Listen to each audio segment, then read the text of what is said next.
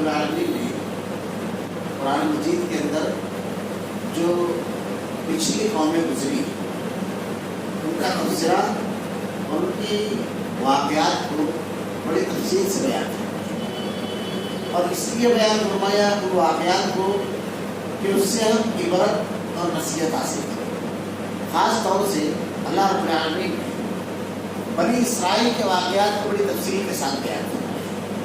یہ بنی اسرائیل کی قوم تھی، حضرت موسیٰ علیہ السلام کی قوم، جو حضرت ابراہیم علیہ السلام کے جو دو بیٹے تھے، حضرت اسحاق ان کی اولاد میں سے، ایک اسماعیل اور ایک اسحاق کی اولاد میں سے۔ اللہ رب العالمین نے ان کے بارے میں ارشاد فرمایا، یا بنی اسرائیل اذکروا نعمتی التي انعمت علیکم وانی فضلتکم علی العالمین۔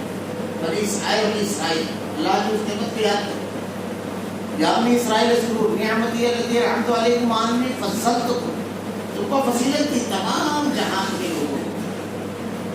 اللہ رب العالمین نے اپنی نعمتوں کا تذکرہ کیا ہے، تو بڑی نعمت ایک یہ تھی کہ ہدایت اللہ رب العالمین نے ان کو دی۔ انبیاء کرام کو ان کے درمیان مبعوث فرمایا تھا، کتابیں نازل فرمائی تھی، اور ہدایت کے قبول کرنے کی بنیاد پر، ہدایت ہونے کی بنیاد پر دنیا کی امامت اور قیادت اللہ رب العالمین نے دنیا کے لیے وہ داعی تھے، دنیا کو حق کی طرف بلانے والے تھے، حق پر عمل کرنے والے تھے۔ اللہ رب العالمین نے اسی بنیاد پر ان کو بے شمار نعمتیں دی، اور بڑی بڑی نعمتیں۔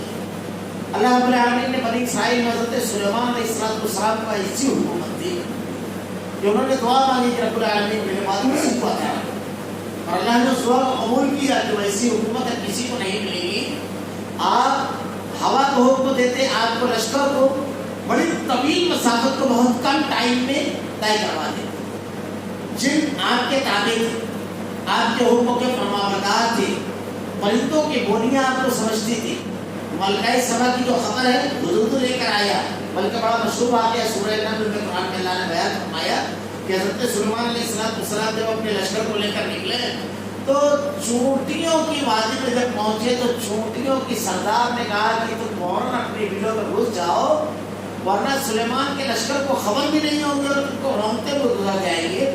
جب حضرت سلیمان علیہ السلام نے یہ بات سنی تو اللہ تعالیٰ قرآن میں ارشاد فرماتا ہے فتبسم ضاحکا، حضرت سلیمان علیہ السلام مسکرائے اور اللہ کا شکر ادا کیا کہ رب العالمین تو نے مجھ کو اتنی نعمتیں دی، یہ نعمتیں جو اللہ رب العالمین نے بنی اسرائیل کو دی تھی۔ پھر حضرت موسیٰ علیہ السلام کے دور میں جب ان کو کھانے کی ضرورت ہوئی تو اللہ رب العالمین نے من سلوا اتارا، رب العالمین نے پینے کی ضرورت ہوئی تو ایک لاٹھی تھی جسے حضرت موسیٰ علیہ السلام کو حکم دیا، اس کو پتھر میں لگا، اللہ رب العالمین نے 12 چشمے تھے، 12 قبیلے تھے، 12 چشمے اس میں سے جاری کر دیے۔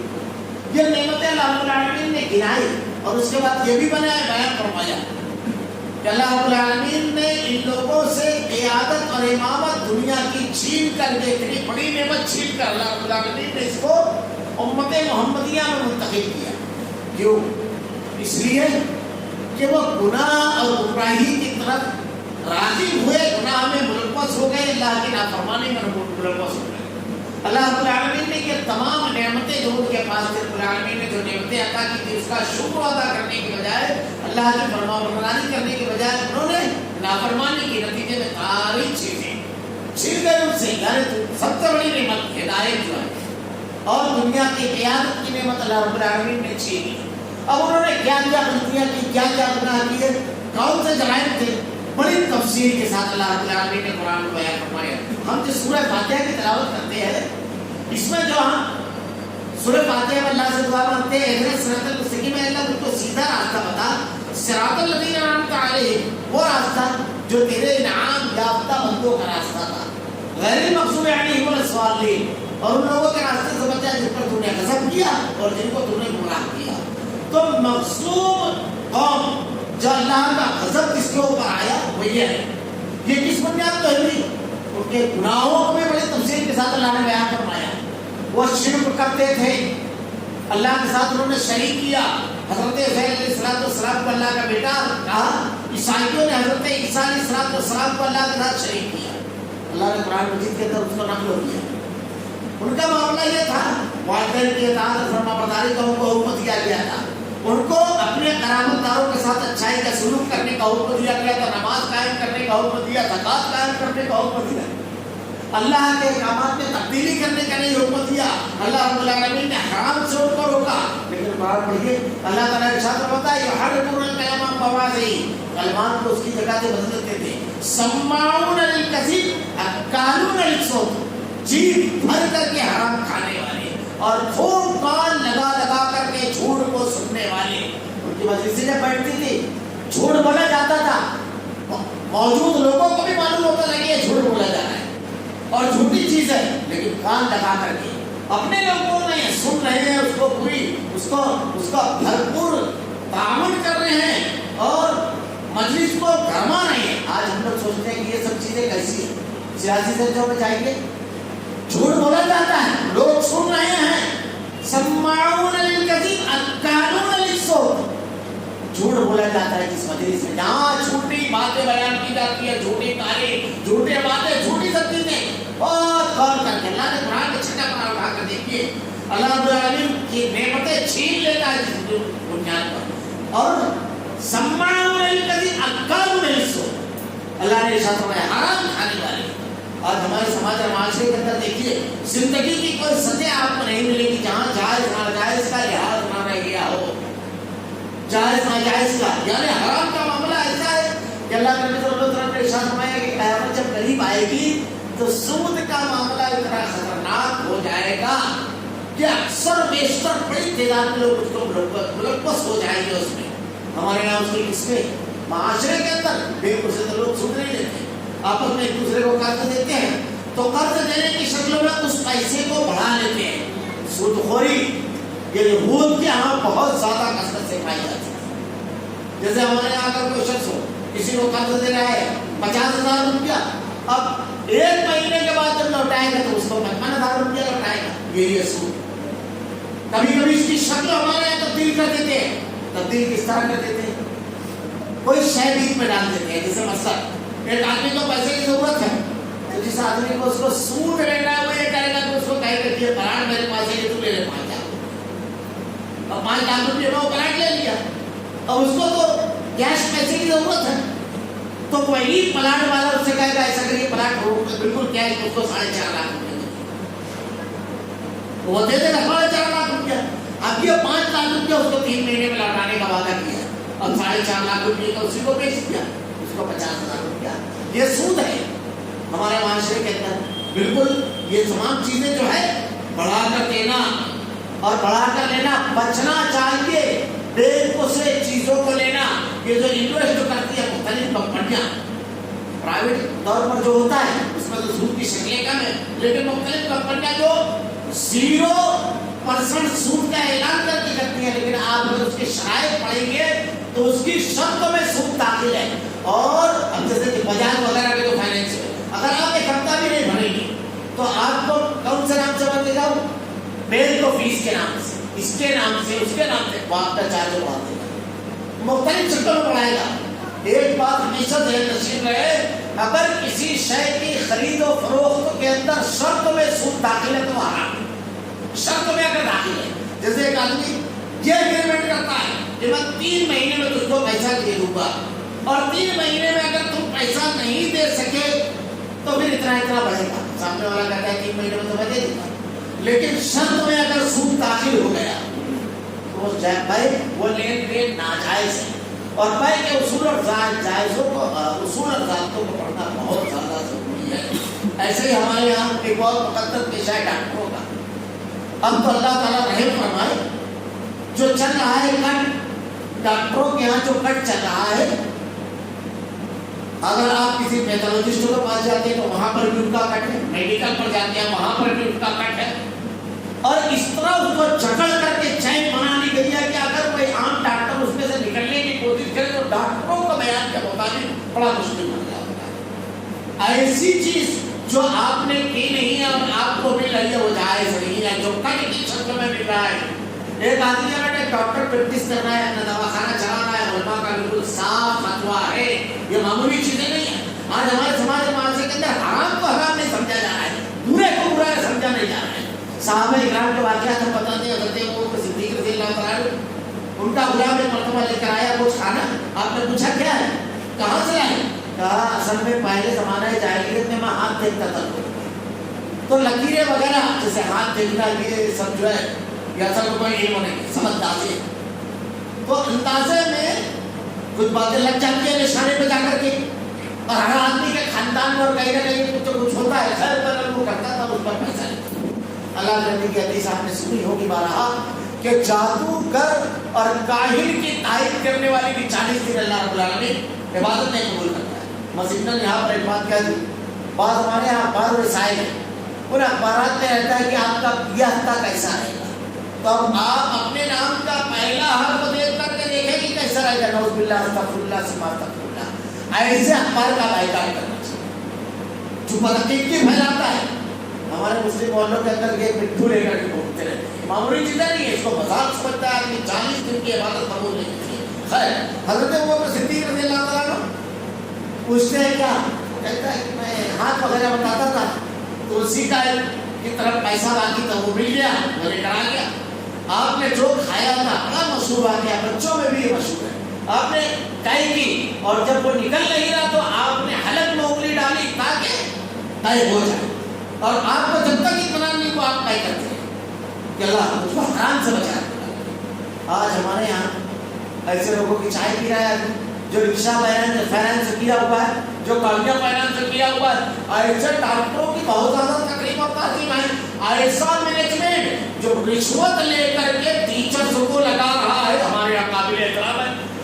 اللہ کے نبی صلی اللہ علیہ وسلم نے ارشاد فرمایا یہ قیامت کی علامتوں میں سے ہے، اور صحیح مسلم کی روایت یہ ہے کہ برائی اور گناہ کو اگر دیکھو تو اس کو زبان ہاتھ سے روکا کر طاقت ہے، اگر طاقت ہو، طاقت کے لیے بڑی لمبی تشریح ہے۔ ایک تو یہ کہ طاقت کا مس یوز نہیں، جیسے ایک آدمی کو طاقت ہے مگر اس کے باوجود یہ کام حکومت کا رہے گا، تو وہاں پر آپ اپنی طاقت کا استعمال کر کے مسائل کو بڑھائیے۔ تو طاقت اگر آپ کے اختیار میں، آپ کے گھر میں، آپ کا ماتحت اور ایسی چیز ہے جہاں آپ طاقت کا استعمال کر کے مسئلے سے دو چار ہو سکتے تو طاقت سے نہ ہو۔ اگر اس کی طاقت نہیں ہے تو زبان سے برا کہو، اگر اس کی طاقت رہی ہے تو دل میں برا جانے، آدمی دل میں برا جاننے کا مطلب کیا ہے؟ نفرت کا اظہار ہونا چاہیے۔ اگر کسی آدمی کو ہم ناپسند کرتے ہیں وہ ہماری مجلس میں آ کر بیٹھ جاتا ہے تو ہمارا چہرہ جڑ جاتا ہے، ہمارے الفاظ اور لب و لہجہ تبدیل ہو جاتا ہے۔ اب اگر کسی گناہ سے ہم نفرت کرنے کے لیے تب ہونا چاہیے، لیکن مجرم کے ساتھ ہم بالکل سیر و شکر رہتے ہیں، بالکل یہ تمام چیزیں معاشرے کو تباہی کی طرف لے کر جاتی ہے۔ گناہ کو جب تک گناہ نہ سمجھا جائے گا، برائی کو برائی نہ سمجھی جائے گی، برے کو برا نہ سمجھا جائے گا، سماج اور معاشرے میں نیکی کی بنیاد پر عزت و تقریب کے معاملات اور تعلقات کے معاملات نہیں ہوں گے، سماج اور معاشرے کی اصلاح نہیں ہوگی۔ ہمارے سماج اور معاشرے کا سب سے بڑا المیہ یہی ہے کہ ہمارے یہاں برائیوں کو بہت ساری سطح پر برائی نہیں سمجھا جا رہا ہے۔ اسکولوں میں ڈونیشن چل رہا ہے لیکن تعلیمی ادارے والے ہمارے یہاں رہبر قوم بنے ہوئے ہیں۔ سیاست میں حرام خوری بالکل عام ہے، بالکل عام ہے حرام خوری ہمارے لیڈران کے اندر۔ کون نہیں جانتا، کون نہیں جانتا؟ الیکشن کے وقت پیسہ لے کر کے ووٹ دینا، پھر اس کے علاوہ لیکن ہمارے یہاں بول دیتے ہیں کہ سیاست کی سب جانچ ہے، ساتویات پر کیچڑ اچھالنا، جھوٹ بولنا، کس کو بیانی، ہمارا اسلام کہاں ہوتا ہے؟ ہم اس وقت کہاں ہوتے ہیں؟ ہماری تعلیمات کہاں ہوتی ہیں؟ سچائی اور حق کی تائید کرنے والے جذبے کہاں ہوتے ہیں؟ کہاں ہوتے ہیں؟ کیا ہمارے سماج اور معاشرے میں یہ سب چیزیں نہیں ہیں؟ کیا ہم اس کو روکنے کے لیے ان تین میں سے کسی ایک درجے میں ہے؟ اللہ کے نبی نے ارشاد فرمایا ہاتھ سے، زبان سے نہیں تو دل میں برا جاتا، اور اس کے بعد کیا الفاظ ہے؟ صحیح مسلم کی روایت ہے من حبۃ خردل، اس کے بعد ایمان کا کوئی حصہ نہیں۔ ہم کو اپنا محاسبہ کرنا ہے، میں دوسرے کے لیے نہیں کہہ رہا ہوں، میں اپنے آپ کے لیے باتیں کہہ رہا ہوں کہ ہم کو اپنا محاسبہ کرنا ہے کہ ہمارا معاملہ کیا ہے۔ یہ بہت ضروری چیز ہے۔ یہود کی تباہی کے اسباب، نصارہ کی تباہی کے اسباب یہ تھے، ان کے بڑے جب جرائم اور گناہ کرتے تو خاموش ہو جاتے، چھوٹے جب کرتے تو پھر اس کے اوپر حد جاری کرتے۔ بڑا مشہور واقعہ ان کے یہاں ایک قبیلے کے لوگ اگر زنا کرتے تھے تو ان کو گدھے پر بٹھا کر کے، بڑا آدمی رہتا اور اس کے منہ پہ کالی پوت کر کے چھوڑ دیتے، جبکہ اللہ تعالیٰ نے آیت رجم خود ان کے یہاں نازل فرمائی ہے، ان کے یہاں ہے۔ اللہ کے نبی صلی اللہ علیہ وسلم کے پاس ایک مقدمہ لے کر گئے، اللہ کے نبی نے کہا ٹھیک ہے چلو تمہاری کتاب سے میں فیصلہ کرتا ہوں، بتائیے تمہاری کتاب میں کیا لکھا ہوا ہے۔ تو یہود جب اپنی کتاب لے کر آئے تو جہاں پر آیت رجم ہوتی وہاں ہاتھ رکھ دیا اور پڑھتے پڑھتے ایسے آگے بڑھ گئے جیسے تو وہیں عبداللہ بن سلام رضی اللہ تعالیٰ عنہ جو پہلے یہودی تھے بعد میں اسلام انہوں نے قبول کر لیا اور زبردست تو صحابی جو وہ کہتے ہیں اللہ کے نبی کو کلیے کہ اپنا ہاتھ ہٹائے. جب انہوں نے اپنا ہاتھ ہٹایا تو کہا یہ دیکھو آئے گا اس کے پیچھے. اب ایک آدمی ان لوگوں کا معاملہ یہ تھا بڑا اگر گناہ کرتا ہے تو پھر کوئی بات نہیں کرو, اگر چھوٹا کرے تو پھر اس کے اوپر ساری حدیں نافذ کرتے تھے. آج ہمارے سماج اور معاشرے میں یہ مزاج پلٹ رہا ہے, برائی کو برائی کی نگاہ سے دیکھنا, نیکی کو نیکی کی نگاہ سے دیکھنا.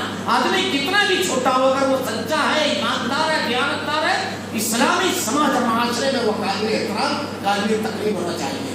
اور کتنا بھی بڑا ہو اگر وہ بد کردار ہے, اگر وہ خائن ہے, اگر وہ حرام خور ہے, تو سماج اور معاشرے کے اندر اگر ہم گناہ کی طرف سے اپنے رخوں کو موڑنے لگے تو اللہ رب العالمین کا ارشاد ہے کہ میں تمہاری جگہ ایسے لوگوں کو کھڑا کروں گا ولا یخافون لومۃ لائم, جو کسی ملامت گر کی ملامت کی پرواہ نہیں کریں گے حق اور سچائی کے معاملے میں.